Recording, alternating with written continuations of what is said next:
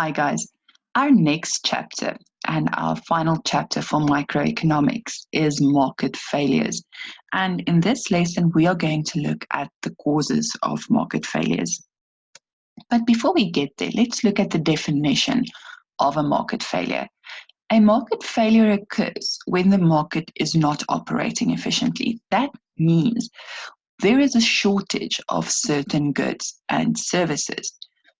Now, when a firm is operating anywhere inside their production possibility curve, it means they are not using the resources that they have to their disposal efficiently, and they are not producing the maximum quantity of a good or a service that they actually can with their available resources. Another reason why markets fail is when a firm operates in its own best interest, making a profit and not looking after society as a whole. So they will do anything that they can to maximize their profit, and they disregard how this affects society as a whole. So when we look at the causes of market failures, you will see that there are 7 main causes that we are going to discuss. And I'm going to start with externalities first.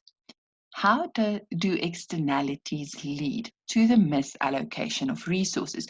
Or if I can rephrase this, how do externalities cause market failures?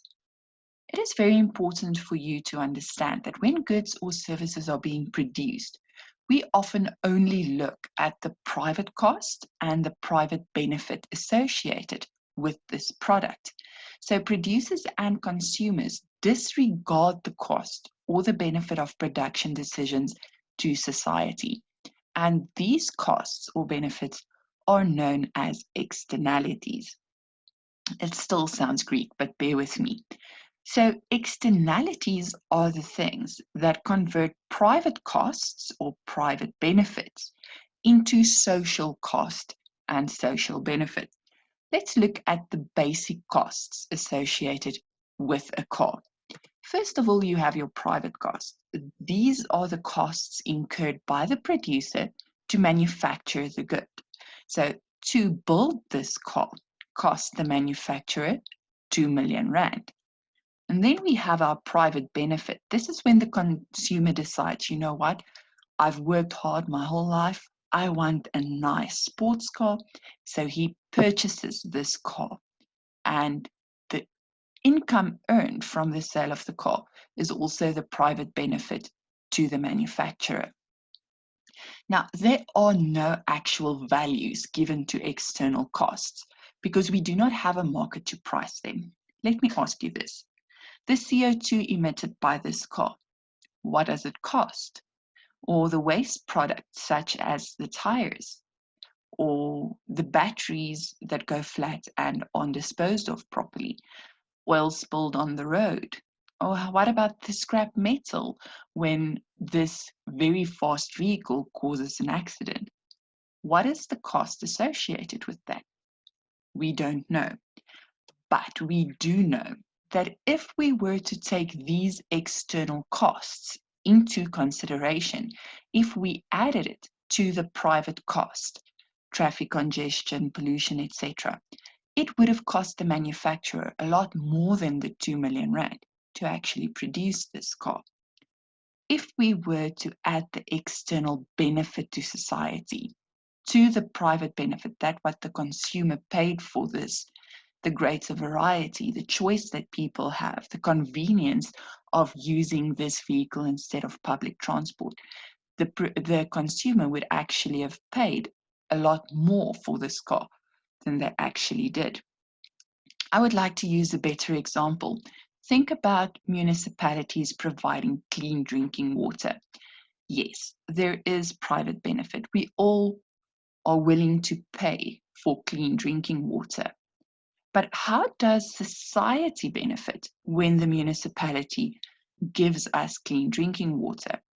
Well, the externalities or the external benefit associated with that is the fact that fewer people will die or become ill because of contaminated drinking water.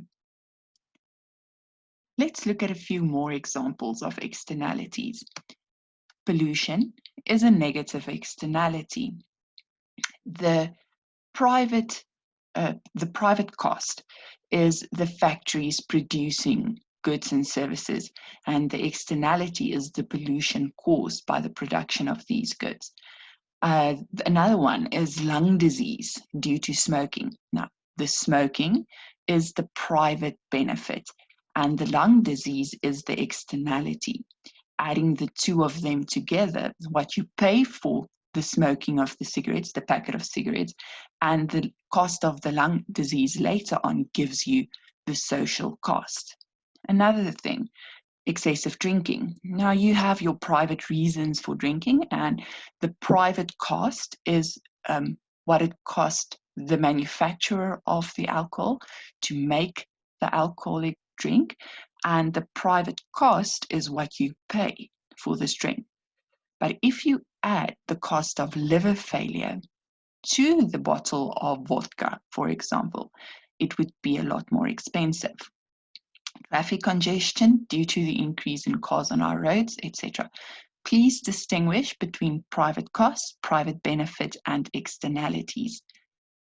Your positive externalities are things like proper health care, or the protection from life-threatening diseases because you've been vaccinated as a baby, or acquiring the skills needed for employment through education.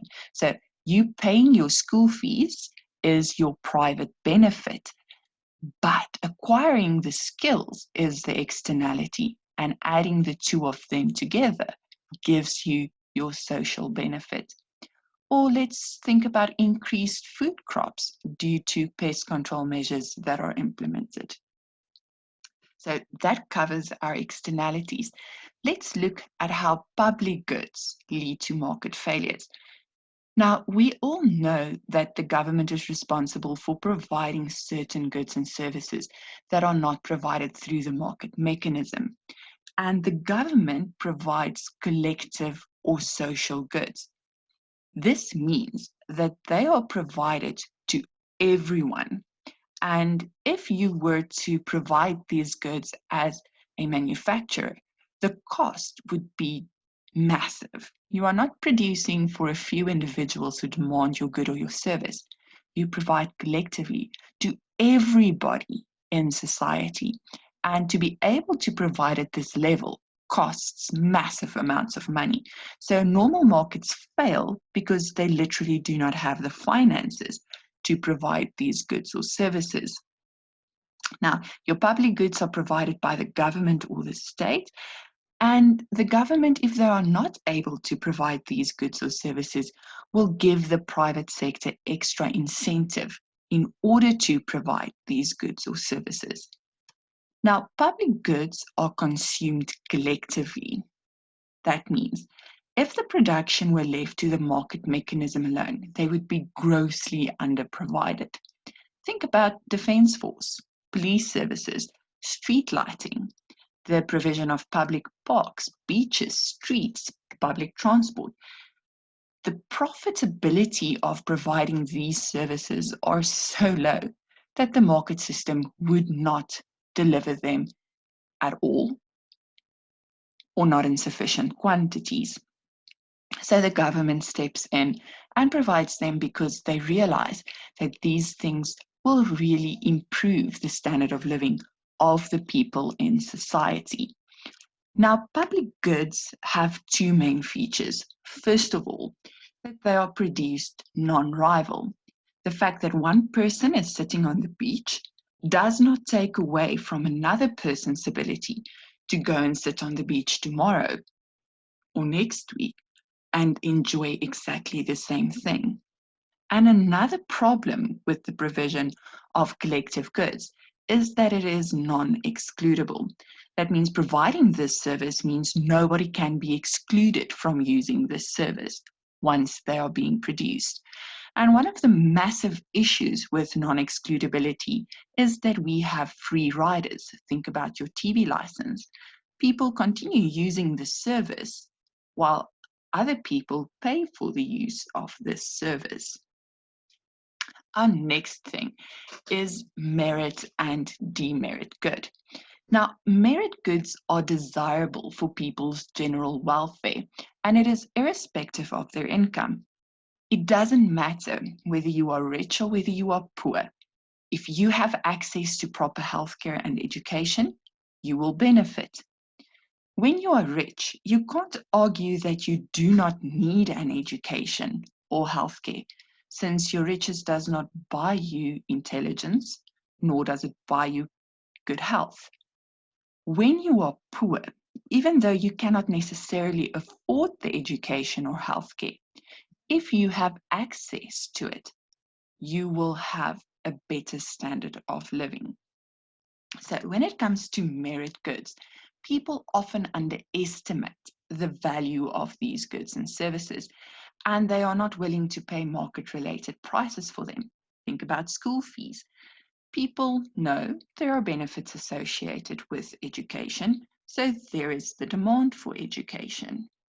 And here is the supply of the same education. And this is the market equilibrium. The thing is, if you take into consideration the benefits associated with education, a lot more people should actually want access to education. And this drastically increases the cost associated with the same education. But people are not willing to pay this price for education. And that is where your market failure comes in. At the increased price of the benefit added, this is your private benefit for consuming education, taking your social benefit into consideration, the added effect of the externality, that price is just too high. So people do not want to consume more of this good or service because it is too expensive. Consumption is below the desired level, which leads to market failure. And in order to remedy this, the state has the following options. They can provide these goods or services either fully or partially. Free education is a good example. Or they can pass laws to ensure people use these goods or services. Many of you are still in school because you want proper education or you want to improve your chances of becoming employed one day. A lot of kids hate school so much, but a law was passed that you are forced to go to school up until the age of 15 at least. And this is to ensure people make use of education. Or they outsource some of these services to the private sector because they cannot provide sufficient quantities themselves. Let's look at demerit goods, which has the opposite effect. Now, demerit goods are goods that are harmful to society as a whole. These goods are considered bad for us, and in a free market, people tend to overconsume them. Just think about alcohol and cigarettes.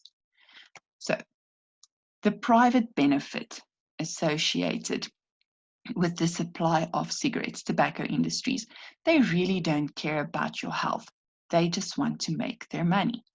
And unfortunately, people become dependent on these products, so there is a demand for them as well. And this is where our market equilibrium lies. There is a specific quantity demanded and supplied at a specific price. But if you were to take into consideration the health costs associated with your smoking at a later stage, or even your secondhand smoke costing somebody else to become ill, this increases the cost of this product. And this is why our social cost is a lot higher than our actual private cost associated therewith.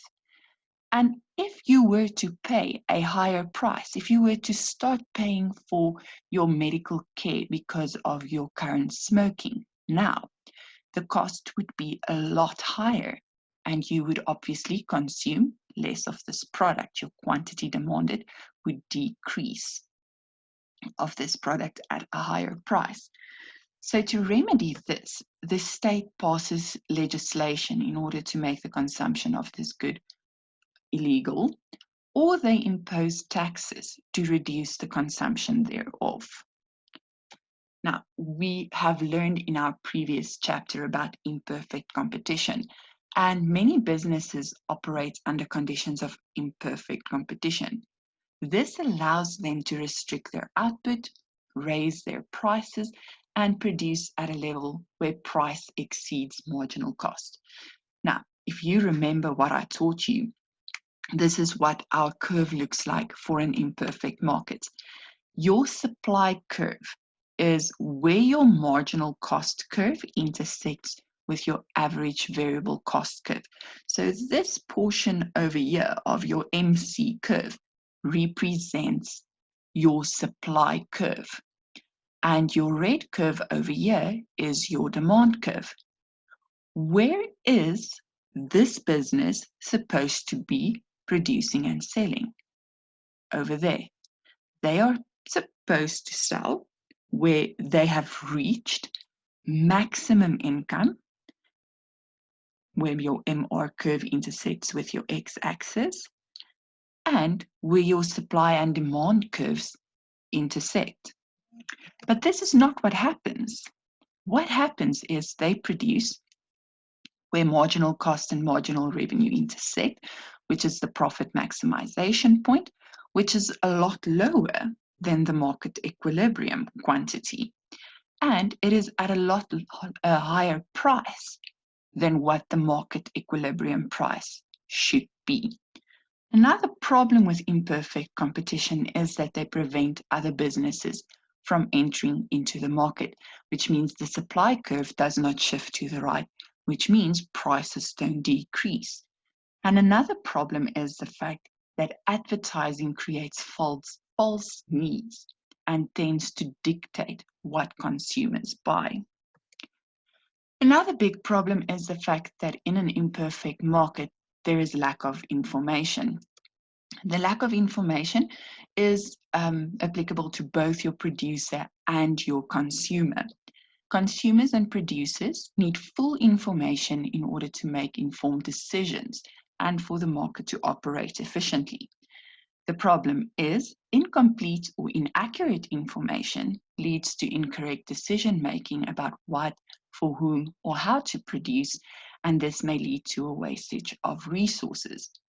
Advertising also plays an important role in imperfect information because consumers sometimes base their decisions made on the misleading information of the very market ad. And this leads to a desire to buy a product, but the consumer don't really need this product or it doesn't do what it promises. Another common problem is, for example, the market for second-hand goods, where consumers are not really aware of the market price of the second-hand item, and they may pay a lot more for this item than what it is actually really worth. Then we have our immobility of the factors of production.